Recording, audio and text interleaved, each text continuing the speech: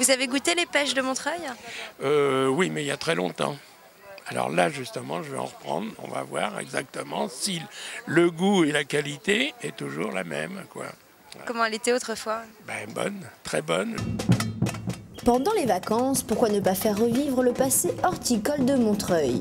C'est sur cette interrogation que l'Office du tourisme a répondu ce 5 juillet dernier. Puisque nous sommes dans une ville mûre à pêche et une belle histoire horticole, donc on a décidé de mettre à l'honneur les pêches en folie. Et on s'est dit qu'en faisant venir les associations, comme vous allez pouvoir les voir autour, donc de les faire venir en direction de l'Office de tourisme envers les Montreuillois, que c'était une bonne idée aussi de venir à eux. Un programme riche pour un après-midi festif avec des conférences pour en savoir un peu plus sur cette histoire. Saviez-vous par exemple que rien ne prédestinait Montreuil à la culture des pêches? C'était un village d'Île-de-France comme les autres, avec une particularité, c'est que la ville de Montreuil a grandi dans l'ombre de Vincennes et qu'elle n'avait pas besoin d'une économie particulière. Et puis l'évolution nationale a fait que le pouvoir politique qui siégeait à Vincennes s'est décentré à Paris. Il a bien fallu que les Montreuillois trouvent d'autres ressources.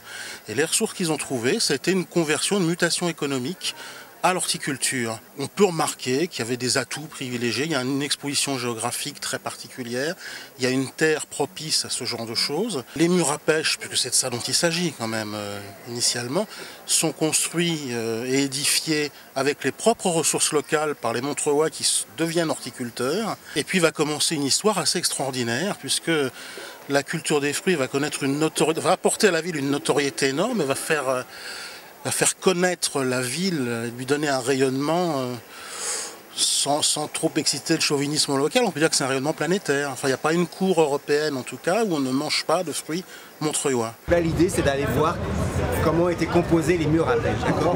Mais si vous voulez voir le site des murs à pêche, il faut vous rendre à Impasse Gobettu, notamment le dimanche après-midi où vous serez accueillis. Ça vous convient? Seul témoin de cette activité aujourd'hui, les 38 hectares restants des murs. Donc ces murs à pêche, ils ont été construits à partir du XVIIe siècle. Et quels sont les matériaux pour fabriquer ces murs? Il y en a 3. Ça, c'est la partie dure. C'est celle-ci qu'on fait cuire pour transformer en plâtre. Hein. Donc, à Montreuil, il y avait les buttes à Morel, le parc des Guilans, ou le parc des Beaumont, qui étaient d'anciennes carrières, des carrières de gypse. Donc les paysans extrayaient du sol ce gypse qu'ils faisaient cuire pour le transformer en plâtre. Donc il fallait le faire cuire pendant à peu près 2 jours pour enlever 2 molécules d'eau à l'intérieur. Et vous voyez, on retrouve des bouts de charbon de bois qui sont les résidus de cuisson. C'était toute l'économie de Montreuil, ces murs à pêche, du XVIIe au XIXe siècle. 85% de la population de Montreuil vivait du clos à pêche, d'où l'importance de ce lieu, qui a dessiné un patrimoine tout à fait étonnant. C'est pour ça que ça a été classé, parce que c'est un patrimoine tout à fait insolite. Aujourd'hui, ça s'est redéployé avec de la végétation, c'est plus des murs à pêche comme avant, mais c'est plein de charme, c'est plein de poésie. Après ces secrets de construction révélés, le public se sent enrichi.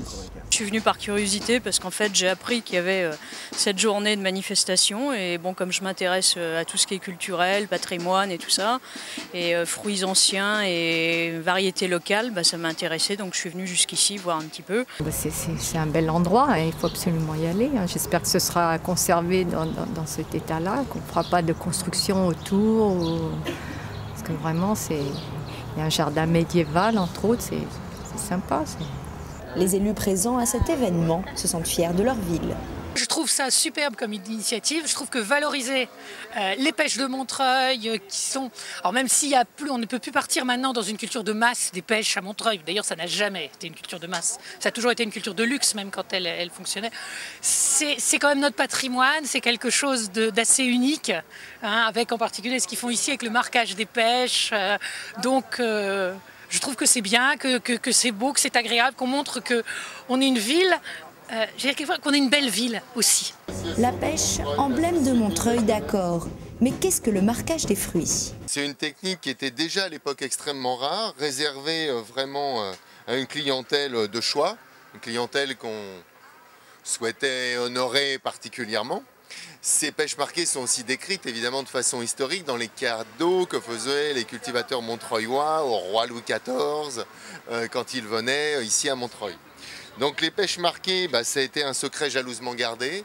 Plus personne n'en faisait depuis longtemps et ça fait partie vraiment des travaux de l'association que d'essayer de restaurer des savoir-faire. Parce que nos anciens qui cultivaient les pêches savaient très bien que de toute façon ils avaient concurrence avec les fruits du Midi. Donc les variétés traditionnelles créées par les Montreuillois sont tous des variétés plutôt tardives. Des variétés qu'on va avoir vers la fin août et ce jusqu'à septembre, début octobre. Par contre pour nous, nouveaux citadins, nouveaux habitants de Montreuil, ça semble loin d'attendre quand même septembre pour manger les pêches de Montreuil.